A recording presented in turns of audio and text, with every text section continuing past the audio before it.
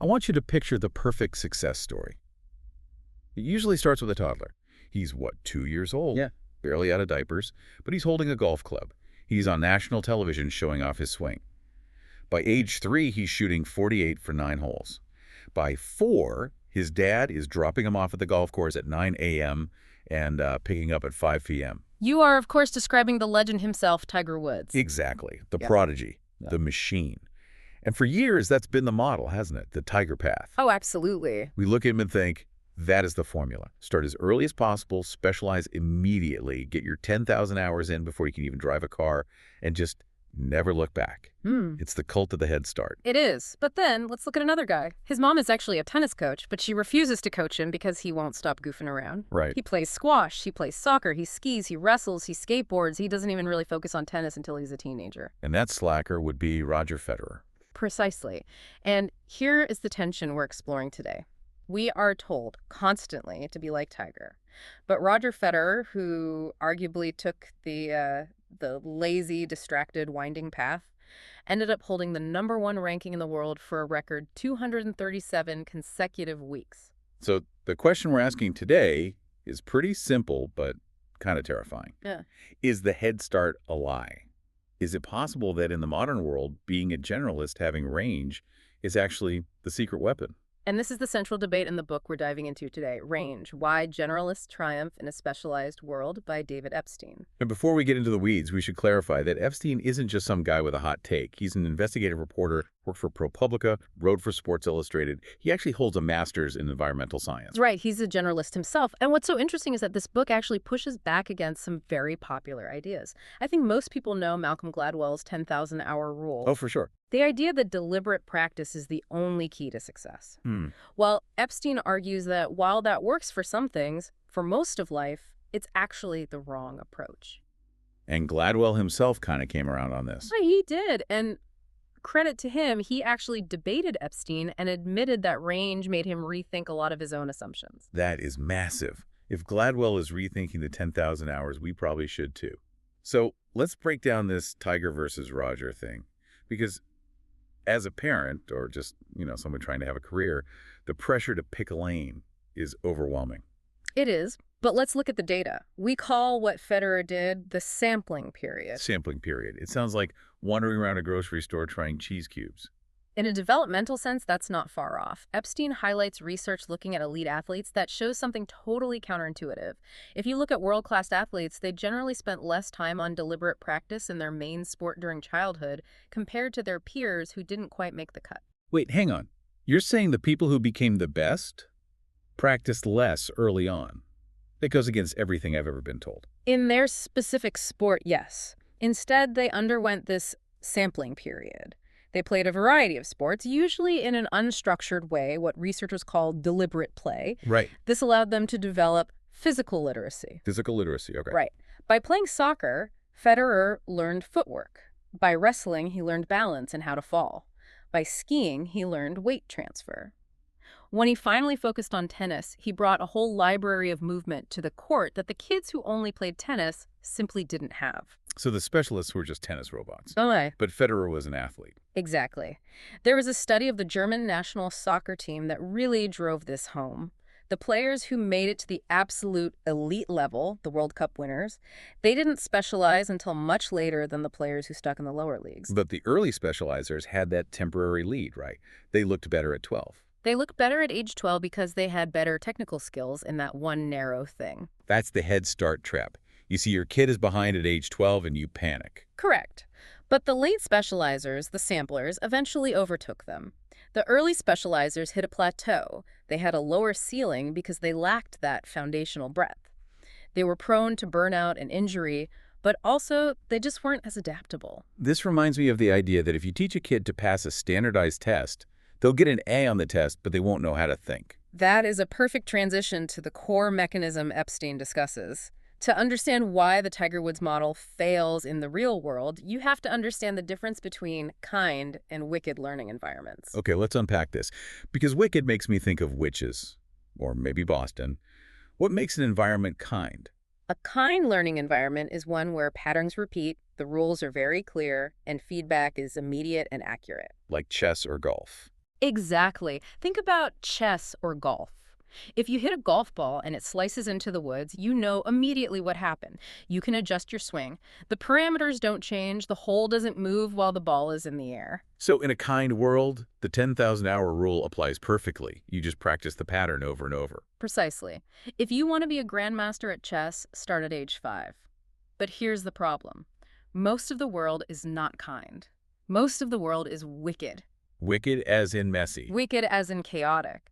In a wicked learning environment, the rules are unclear or incomplete. Patterns don't repeat in the same way. Feedback is often delayed, inaccurate, or missing entirely. Like being an ER doctor or a CEO or navigating a relationship. We're investing. You might make money on a stock, but it could be luck, not skill, and you won't know for years. Right. Exactly.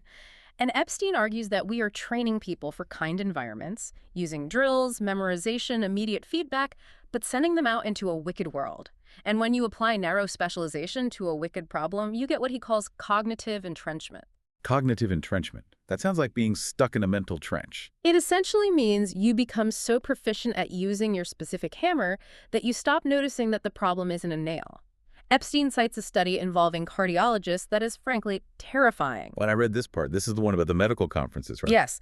They analyzed mortality rates for high-risk cardiac patients during the days when thousands of top cardiologists were away at a national conference. Now, common sense says if the best heart doctors are out of town, more people would die. You would think so, but the data showed the opposite.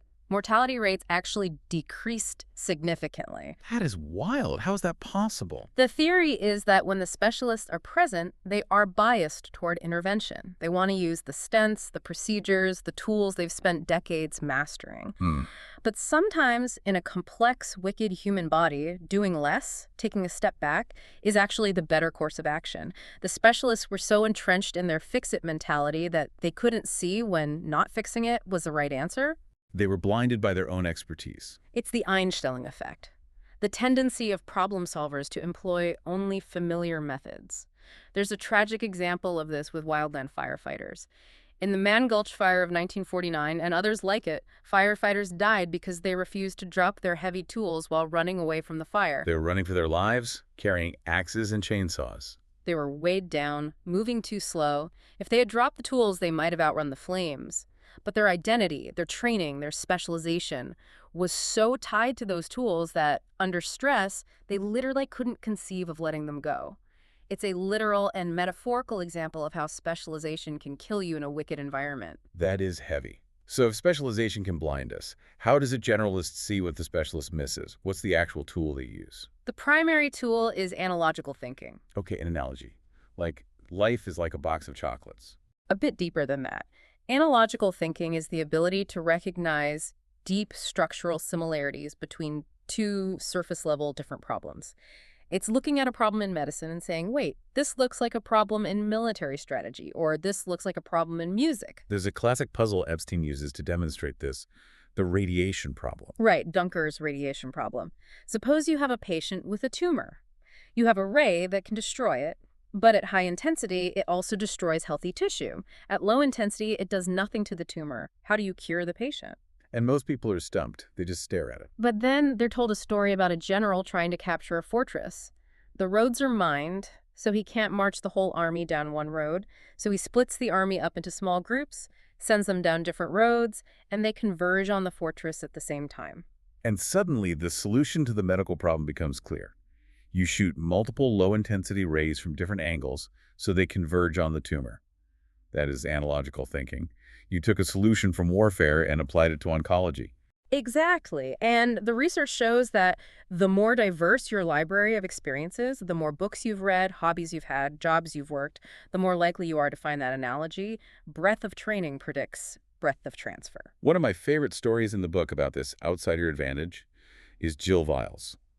She wasn't a scientist. She was a muscular dystrophy patient and a substitute teacher. This story is incredible. She's looking at Google Images, right? Yes. She's looking at photos of Priscilla Loeb-Schleep, an Olympic sprinter.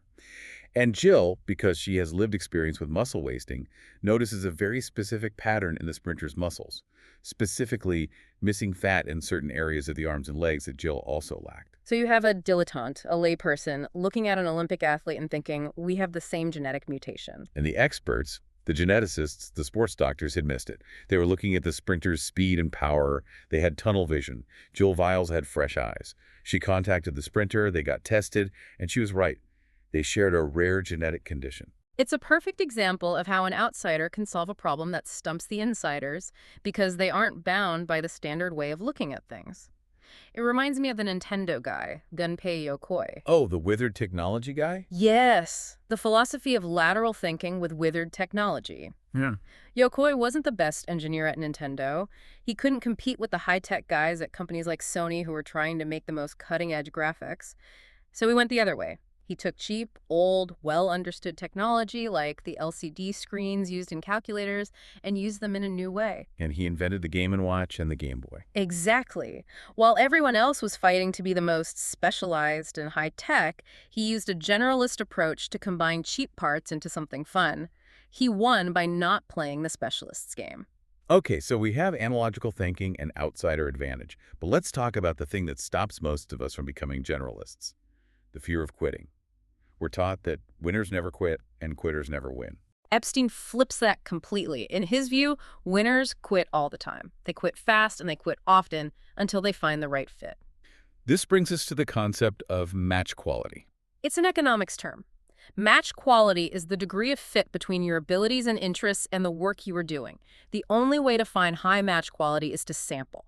You cannot introspect your way into a career. You can't sit in a room and think, what would I like? You have to go do it, hate it, and quit. Van Gogh is the hero of this section, and frankly, his life was a mess. It was. If you look at Van Gogh's resume before he started painting, it's a disaster. He was an art dealer, failed. He was a teacher, fired. He worked in a bookstore, quit. He tried to be a pastor and was told he was a terrible preacher. He started painting at, what, 33? Late 20s, early 30s. And he produced his entire life's work in a furious burst before dying at 37. But Epstein argues those failures weren't a waste of time. They were active experiments. He was gathering data on who he was and who he wasn't. But doesn't that put you behind financially? There's that study contrasting the English and Scottish education systems. Yes, this is a great natural experiment. In England and Wales, the system forces students to specialize very early. You pick your specific field of study in your mid-teens.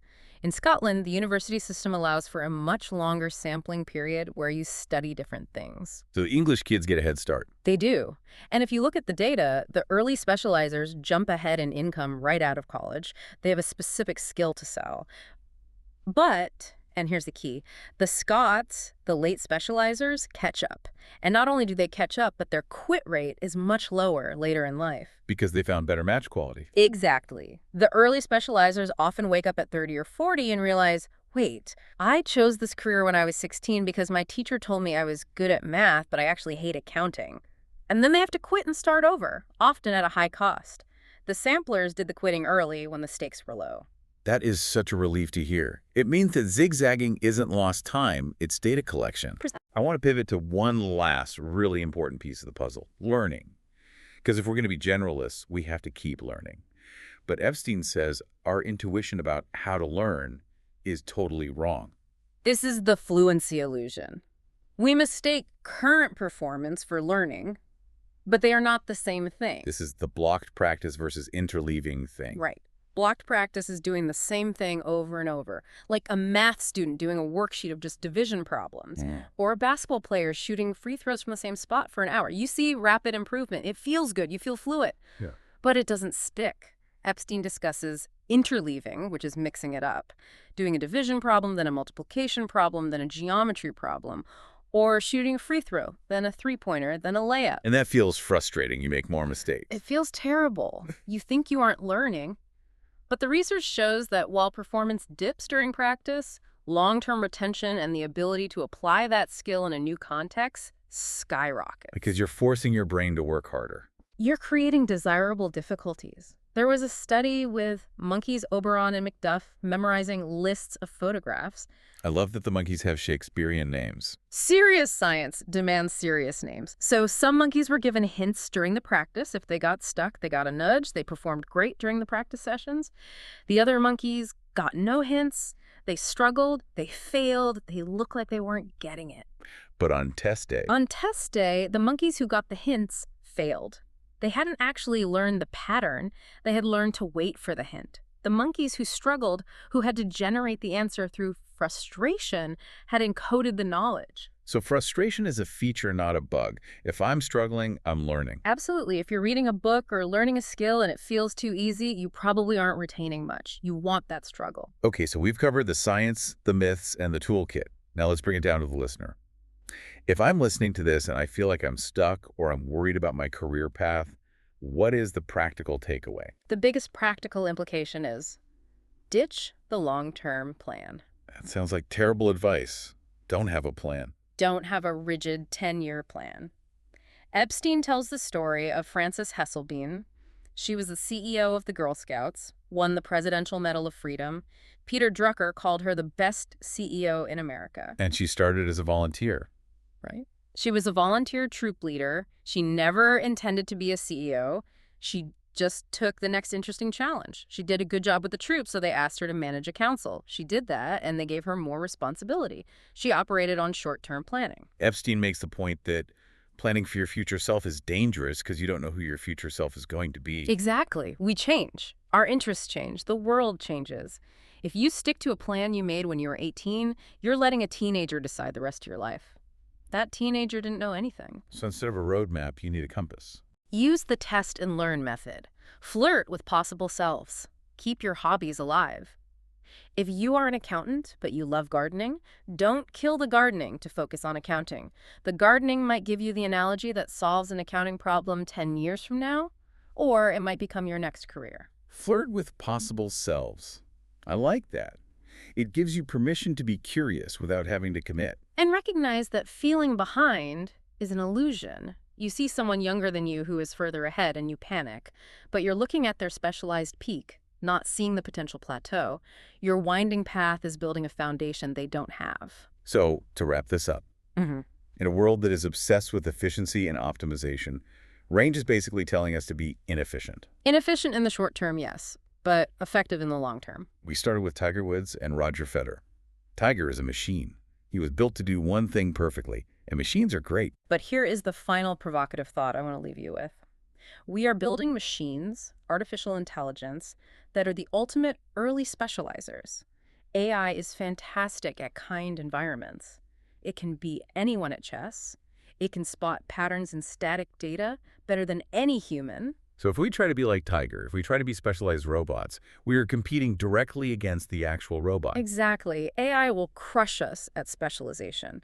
But AI is terrible at wicked environments. It's terrible at analogical thinking across disconnected domains. It doesn't have a life to draw experience from. So the more human you are, the more generalized, the more winding your path, the more diverse your interests, the more future-proof you actually are. That is a powerful place to land. Your distractions are actually your competitive advantage against the machines. Precisely. Well, I'm feeling a lot better about all those half-finished projects in my garage. As you should. They're just range and development. Thank you so much for taking this deep dive with us. To our listener, go out there, embrace the detour, and don't be afraid to quit your way to the top. We'll see you on the next one.